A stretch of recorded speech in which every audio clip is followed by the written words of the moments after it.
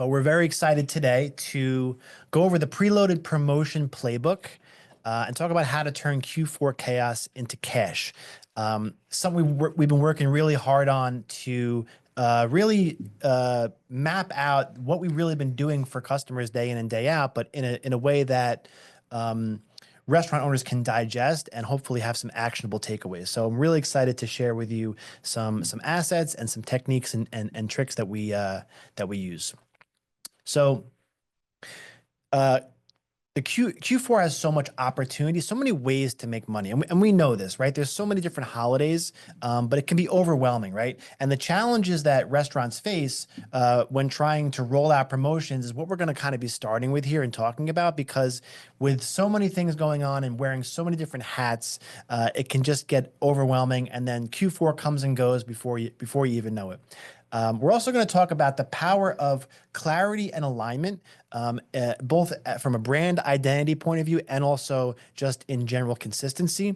And then we're going to finish by literally going through our preloaded promotion playbook, the 4 Ps of plumbing, planning, proofing, and promoting that we use to, with our very small team, help restaurants roll these promotions out across multiple locations day in and day out.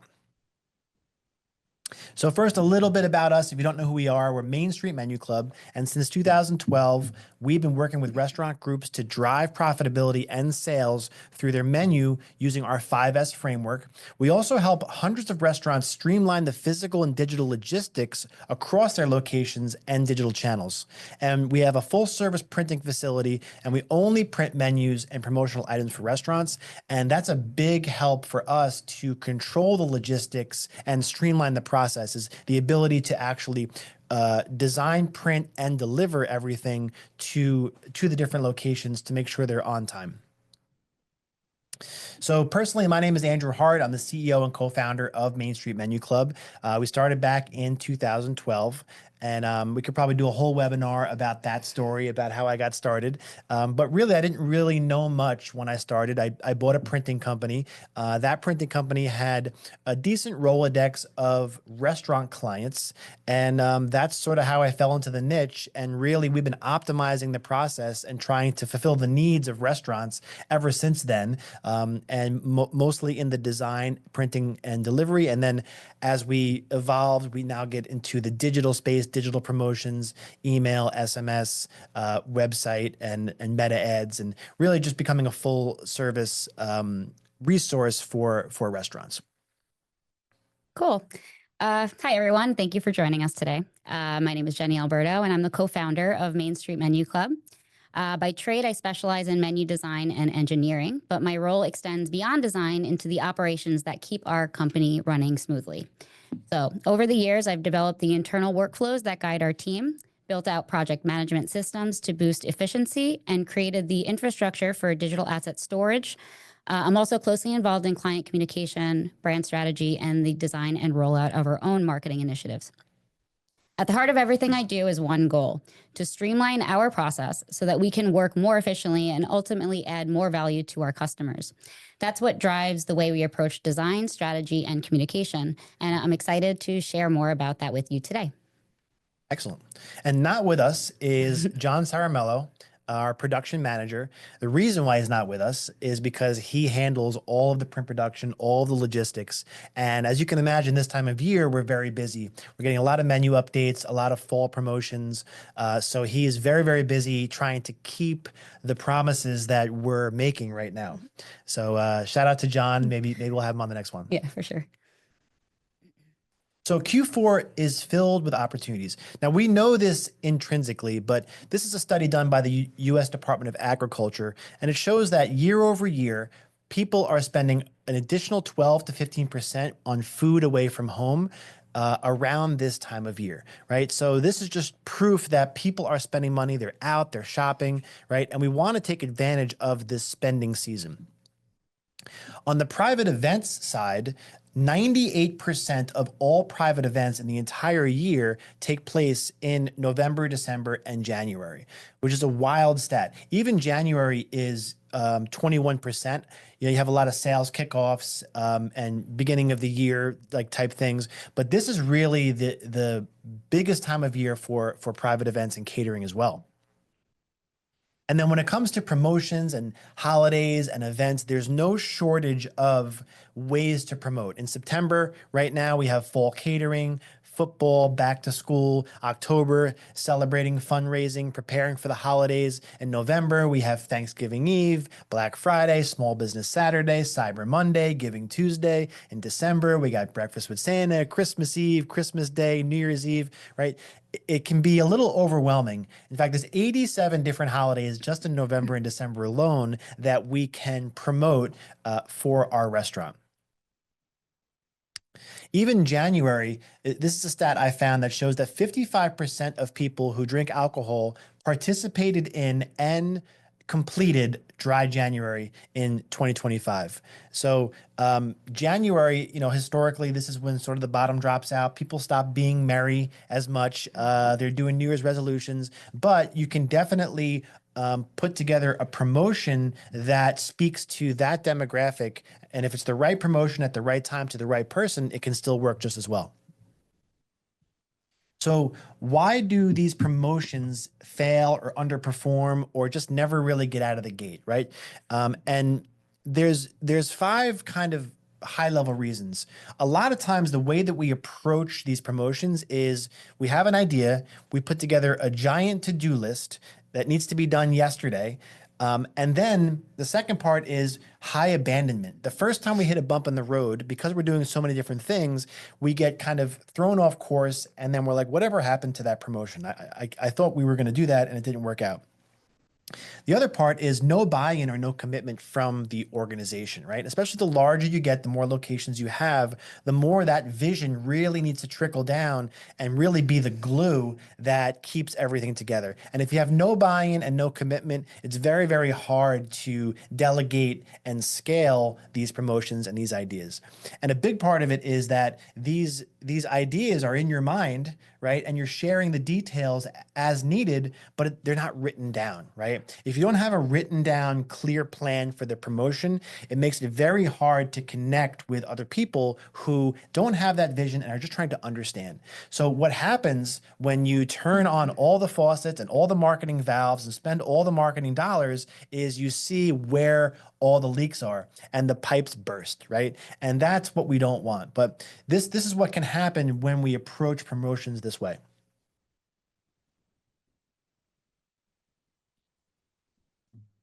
Cool. So what happens when every location runs its own plan? It's called the cost of confusion. And most restaurants don't even know they're paying for it. First, you've got version control chaos. Location A is using the old logo. Location B has outdated menu pricing. Location C is running a promotion that ended last month. Your customers don't know what to expect, and that inconsistency kills the trust that we'll be talking about in a little while. From a print perspective, it's a nightmare. Instead of one coordinated order, you've got 6 different locations calling 6 different print shops, ordering different quantities at different times. You're paying premium pricing because nobody's ordering in bulk. Setup fees are getting multiplied across every location. But here's the bigger problem. You probably got the wrong people in the wrong roles. Your marketing coordinator is trying to be both the strategist and the designer. Your general manager is making brand decisions. Your area director is approving creative they're not qualified to evaluate. When everyone's doing a little bit of everything, nobody's doing anything really well. And that scattered approach doesn't just cost money. It prevents the sustained growth you're working toward. But when you eliminate confusion and align everything under one plan, you cut costs, build trust, and free up your team to actually grow the business instead of patching holes. Clarity pays, confusion costs.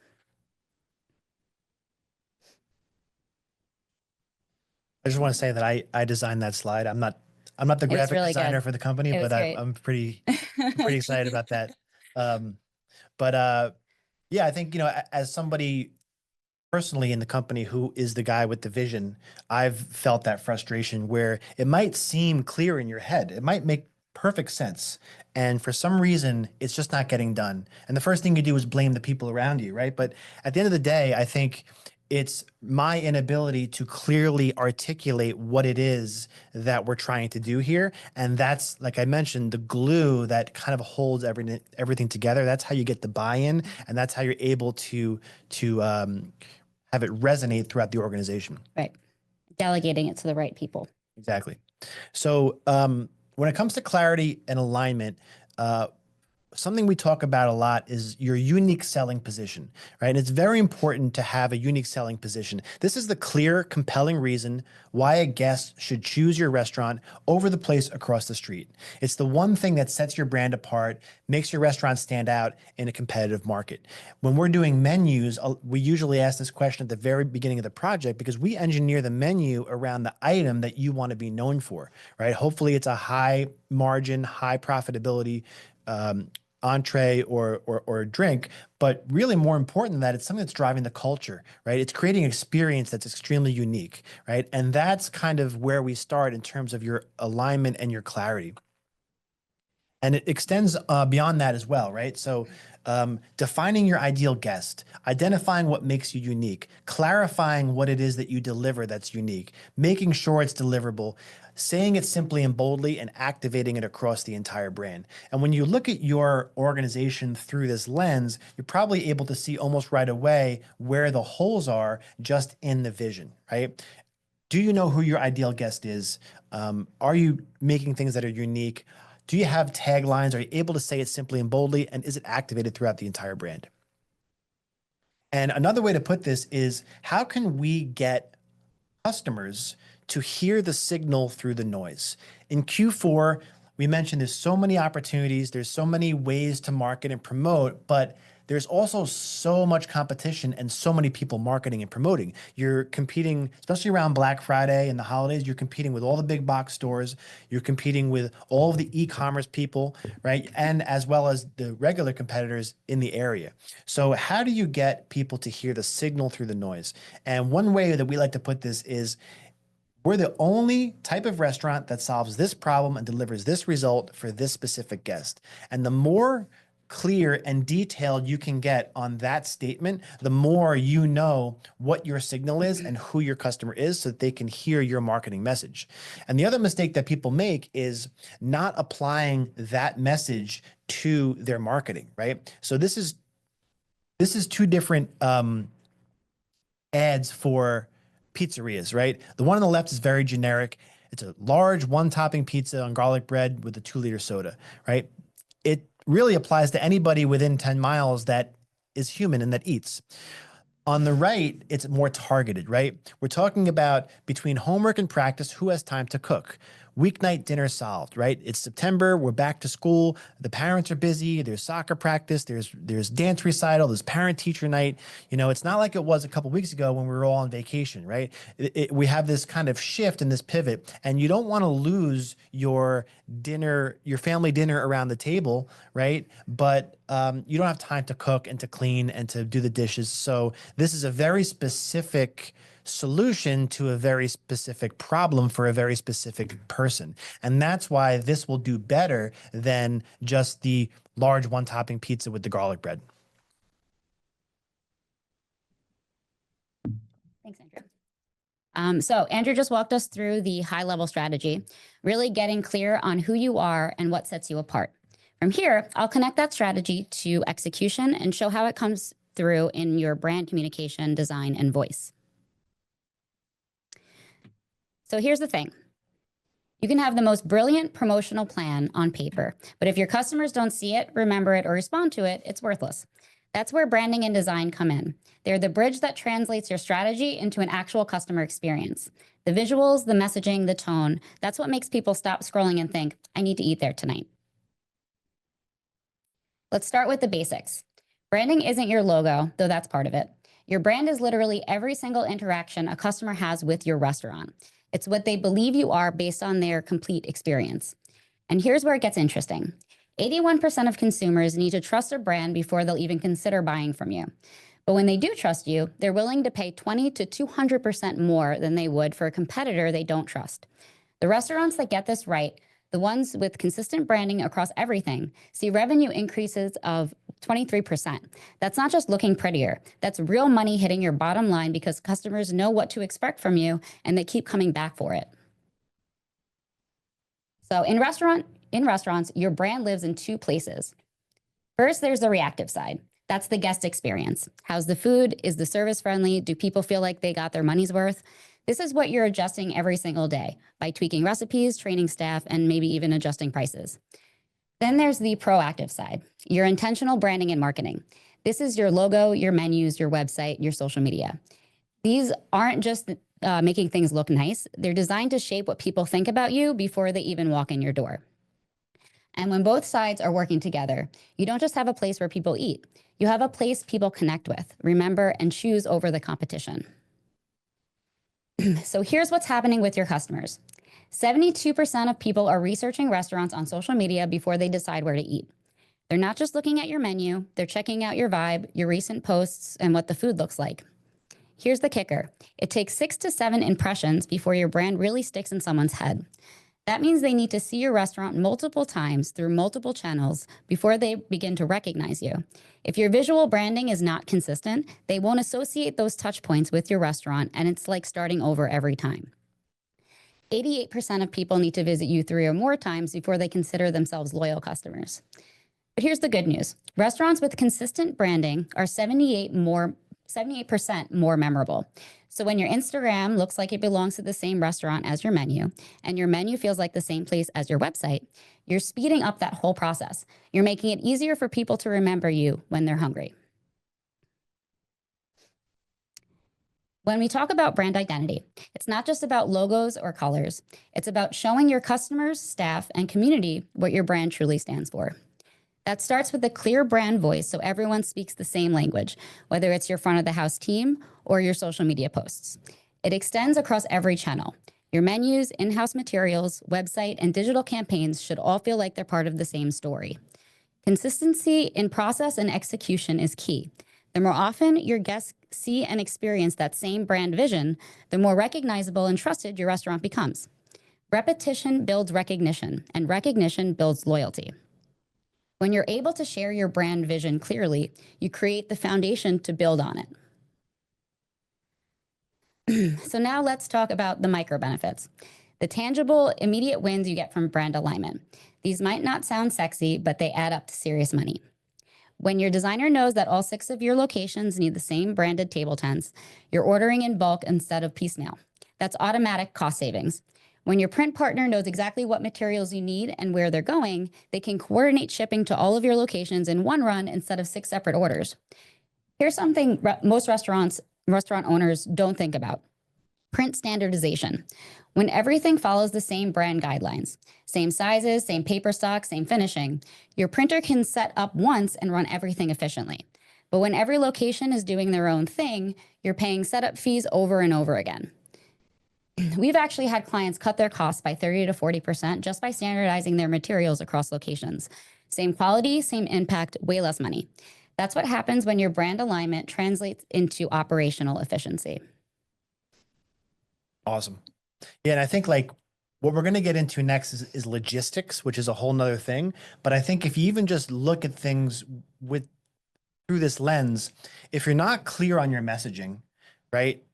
People within your organization are not getting it. And then if you're not clear with your brand identity and it's not the same everywhere, it's not like, you said that people need to see the brand 6 to 7 times, but if it's a different version of the brand, it's like they're seeing you for the first time over and over again. Mm-hmm. You're not building up that repetition and building up that equity. So before we even get into the actual design and the logistics and getting it to where it needs to be, just from a clarity point of view and from a brand identity point of view, it's a very, very shaky start. Yep. Right. And I think that is a big part of it that people don't think about. They jump right to the actual promotion, the Wind Down Wednesday or the BOGA, right? And I think that it's so important, and we're going to get into that logistical part next, but it's so important to really tighten this up and have a clear idea of who you are and then a clear identity visually as well. Yeah, and an impression can also be an interaction with staff. So even going back to what is your brand, that interaction with your server or anybody front of the house, if they're not representing who you are and like, reinforcing your vision, then, that's, again, it's like you're starting over again, so it has to be not just visually, but in the experience as well, with the value and interaction with the staff. Yeah, that's a great point. And when we talk about menus, a lot of times we talk about the menu subsidizing the server. You can redesign the menu so that if you have part-time staff or new staff, they can look at the menu and they can download the business model from reading the menu. But the same thing goes for the consistent promotional voice of the brand as well. This trickles down into the wait staff across the locations and preserves that culture. So people know what's going on, they know what's happening, Yep. right? And because it's a consistent repetition, it's happening all the time. Yeah, for sure. Cool. So now let's get into the logistical side of it, which is a whole nother ball field that we have to play in. And we break it down. So we have our preloaded promotion playbook, and we break it down into 4 P's. And the first P is plumbing, right? And when we think about plumbing, like with your restaurant, right? Your restaurant cannot run without plumbing. You have to have a grease trap, ventilation, septic, right? Before you're even going to invite guests to come into your restaurant, you got to have a certain amount of infrastructure built out. And it's the same thing with marketing, right? Most restaurants try to launch promotions without the basics in place. When the plumbing is in place, everything flows. And when it's clogged, it backs up and does not run smoothly. So we're going to actually share this with everybody after the webinar. This is our restaurant plumbing checklist. It's a very, very boring document, but it's very important. And what it does is it forces you to know exactly what needs to be in place before you even launch a promotion. So a big one we get a lot is we want a website pop-up, right? So if you want a website pop-up, do you have a reliable web designer? Do you have access to your website? Does your designer have the login to your website? Who is your designer, right? If they're building a website, if they're building a landing page, do they have access to the site? If they're running a meta campaign, do you have the Meta Business Suite set up? Google Ads, do you have the Google tags set up? Email, do you have the platform? SMS, do you have a platform set up? Do you have a CRM that integrates with the POS? And so all of these things need to be configured. And this is the plumbing.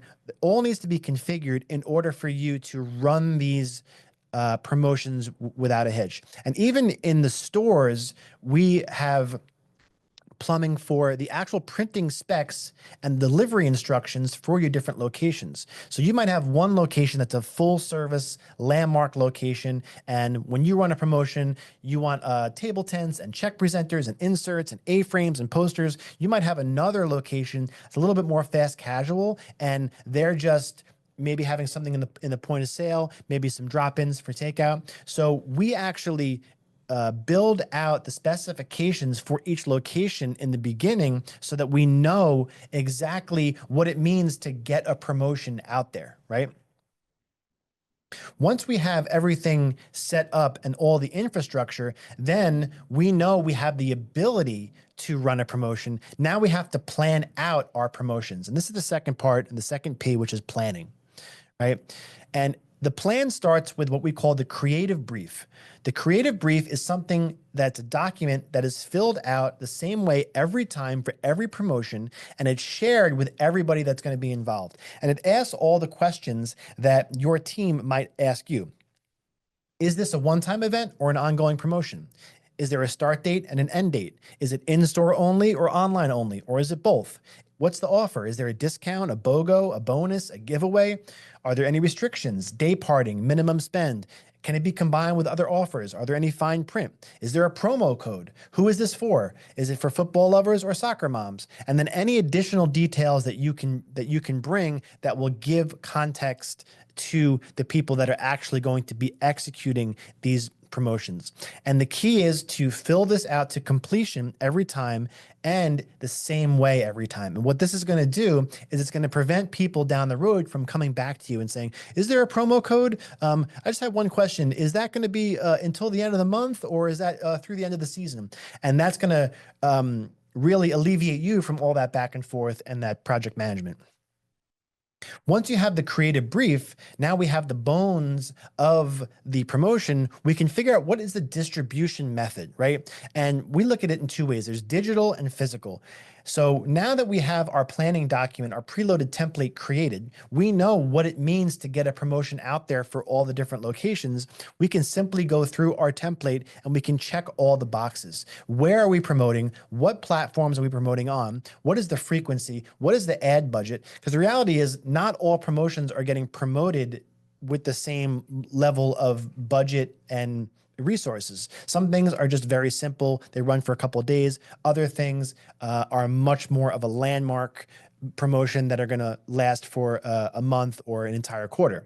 So we want to get the digital distribution all checked off and figured out so that we know what's going to happen for this promotion. On the physical distribution, like I mentioned before, what's happening at each location? Are all locations participating? Are there different terms for different locations? Do different locations have different print specifications? Different promotions might have different budgets, right? So maybe you only want to do a certain amount of printing at for the actual promotion. So again, with this preloaded template, you have all the specifications for all the locations. You just check the box and say, I want 25 table tents, I want 500 bag stuffers, I want 50 check presenters for location 1. Location 2, I want 4 A-frames, I want 100 table tents based on the amount of tables that I have, right? And now you know, or now you're able to fill that out and give all the specifications to your team. So once we have the plan, where everything plumbing is set and we have the plan, now we're going to proofing, right? And this is where a lot of mistakes happen. We want to get the revisions, get the proofing process out of your inbox. This is something, I mean, we used to deal with this a lot in the very beginning. We would attach a PDF to an email. We'd CC 9 people and we'd say, what do you guys think, right? And then we're going back and forth. People are contradicting. So we want to get the revisions out of your inbox, use some sort of project management software that everyone can access. And now the conversation is happening in a central place, right? You can have conversations about the project through email and through text and through Slack, but the official conversation happens in that platform. You also want to designate one approver who has the final say, right? And this is the person who ultimately says, we're going with this and this is happening, it's today, and we're going to approve this. And then the last thing is have a clear approval event. So many times people email us and say, it's approved. I just have a couple of changes, right? And it's like, well, no, you have to approve. So for us, we have a giant big green button and you have to click approve. If you don't click that approve button, nothing happens. Literally nothing happens. And sometimes people get upset because it is approved. They just didn't click the button. But a clear approval event is what then triggers the plan to be now promoted, right? Distributed, yeah. So, and the final part of it is you want to do it the same way for all these promotions. The first time everyone's gonna be like, what is this green button? What's going on? What is this project management? But if you do this over and over again, people start getting used to the process and getting used to the repetition. And now the final part, the final P is promoting. Now that everything is set up, we have the plan and we've got everything approved and everything is ready to go, we can start the distribution and the promoting. So we know where it's going. We know what's happening with each location. We know what's happening on each platform, right? There's no checking back and confirming, right? We're following the process. We're following the document. And this is what we're doing. This is what it means to get it out there, right? To get a promotion out there, right? Because we've done everything in the beginning and we've mapped it all out. Now all we have to do is execute. And then the great thing about this is if you're doing it over and over again for multiple promotions, then you can start really planning ahead, right? You don't have to do one promotion at a time. You can do 2, 3, 4 promotions and then get your team really humming along and building things out ahead of time, which can actually lead to more print savings if you're bulking everything up, and all kinds of logistical help and group shipping and all that kind of thing. So that's kind of, I think, what restaurants look at usually is just this part. And they're like, why is this not getting out there? Why is there a typo? What's happening?